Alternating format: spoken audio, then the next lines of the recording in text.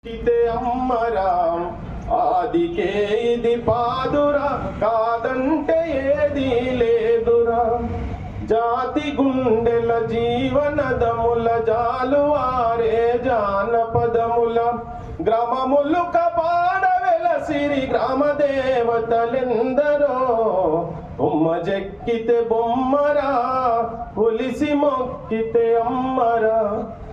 ఇట్లా ఆ కన్న తల్లిని పరశురాముడు కాని కష్టాలు ఎన్నో పెట్ట ఇంటికి పోయినను కాపాడమని కన్నీరు పెట్ట ఎల్లరూ కాదంటే మాదిగా ఇంటిలందల్లోన దాగి సప్పండ జాతులు కొలువ పల్లెల కులముల ఎల్లమ్మ పుట్టాను. పల్లె సీమలు పచ్చగుండా ఊరువాడ సిరులు నిండా ఏటి గడ్డం నీటి నిలువ కట్టడాలకు కాపుతానై చెరువు కుంటలే కాదు బ్రతుకు తెరువు కోసం ఏది చేసిన మానవుని నమ్మకంలో తమ్మ పురుడు పోసుకుంటుంటారు. ఎవరి నమ్మకాలు వారివి, ఎక్కిరిచ్చే హక్కులు ఎక్కడివి, అగ్గికే చెదలెట్లా పడుతుంది నిగ్గదీసి అడుగుతున్నాను రాసరా పాటల. అరే నా నమ్మకం నాదిరాపై నా దారిలో నేను పోతా, వీళ్ళందరి గురించి నేనెందుకు కాదంట అని నాకు ఒకసారి కూర్చోబెట్టి చెప్పింది. ఇది నీ గురించే రాసిన, నాకు ఇప్పుడు మొన్నటి నుంచి నేను ఏ ఇంటర్వ్యూలో అయినా ఇది చెప్తున్నా, మీకు కూడా నేను తెలియపెట్టడం చెప్తున్నా. అంటే ఏది కూడా ఒక చిన్న క్రిటిసిజం కానీ తనను ప్రశ్నించినటువంటి కానీ తన కాని వ్యక్తిత్వం గురించి ఎవరన్నా అడ్రస్ చేస్తే దాని మీద తిరగబడే వ్యక్తిత్వం మనసు ఉన్నటువంటి వ్యక్తి అని చెప్పడానికి చెప్పిన ఈ విషయం. ఎక్కడో తన అంటే నా మీద ఈ బదనామా ఇస్తారా మీరు అన్నట్టు చల్ ఇట్లా కాదు అంటే తనకు ఒక పాట రూపం తీసుకొని వచ్చింది. పల్లె నీకు వందనాలమ్మ, పల్లె నీకు వందనాలమ్మ, మమ్ముగన్నా పల్లె తల్లి నీకు వందనాలమ్మ. పాట నేర్పినవు, ఆట నేర్పినవు, బతుకు తెరువు బాట నేర్పినవు, పల్లె నీకు వందనాలమ్మా, నా తల్లి నీకు వందనాలమ్మా అని చెప్పని పల్లెల మీద తన జీవితం మొత్తం గురించి ఆ పాట వినోళ్ళుంటే ఎవరన్నా వినాలి. తన అనాథ అయిన తర్వాత తన దగ్గర ఇంకొక అద్భుతమైన గుణం ఏంటంటే మనిషి చిన్న సాయం ఎవరైనా చేసినా కానీ ఒక చిన్న సాయం అది ఒక 10 మంది కన్నా చెప్పేది మనిషి.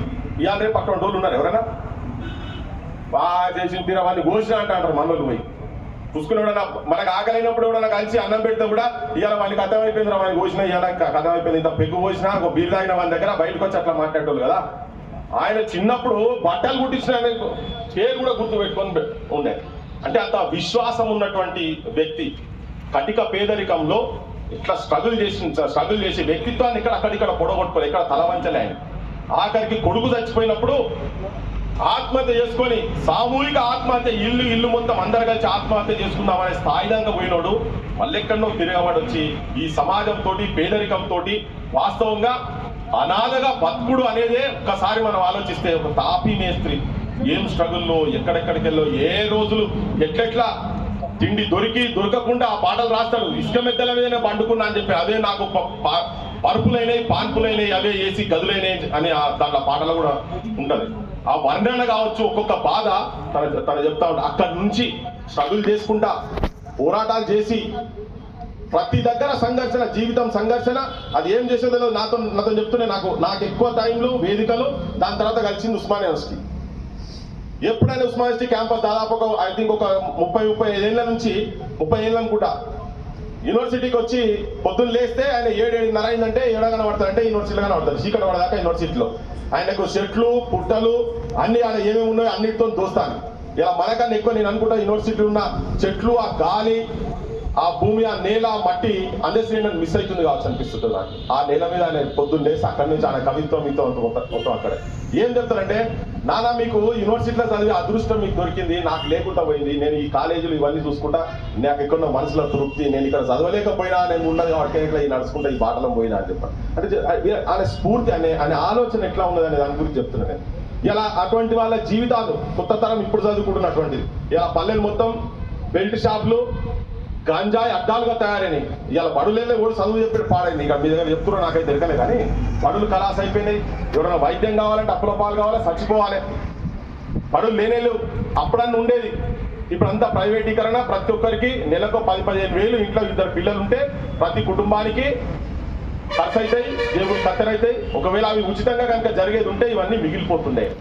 ఇగో ఇటువంటి వాటి ప్రతిదాన్ని అంటే అక్కడి నుంచి వచ్చి కూడా ఒక సంఘర్షణ చేసుకుంటా కొన్ని ఏళ్ళకేళ్ళు సంఘర్షణ చేసుకుంటా ఈ దానికి వచ్చిండు ఆయన తన పుస్తకం పాటల పూదోట ఒకటి, ఇంకోటి మువ్వల సందడి. ఈ రెండు పుస్తకాలకు ముందు మాట రాసినటువంటి వాళ్ళు మీరు చూడండి. దాంట్లో వాళ్ళు సినారాయణ ఉన్నట్ల, తర్వాత జగన్నాథం, పేరువారం Jagannatham Telugu university vice chancellor, అట్లా కొంతమంది అయితే ఒక ఆర్టికల్ రాసుకుంటూ చెప్తుండే ఏమంది అంటే వీళ్ళందరి సారం కూడా వీళ్ళందరూ ఏమన్నారంటే రాజ్యం కావచ్చు దేశము ఈయనను మర్చిపోయినా ఆయన చరిత్ర నిలబెట్టలేకపోయినా కాలం నిలబెడుతుందని ఇలా వాస్తవంగా కూడా ఆయన సాహిత్యంతో ఇలా కాలం నిలబెట్టే ఈ కేశవపట్నంలో ఇలా ఒక మీటింగ్, ఒక ఆలోచన, ఒక పుస్తకం త్యాగాల నెత్తుడితో నడిచిన నేల కాబట్టి ఈ నేలనే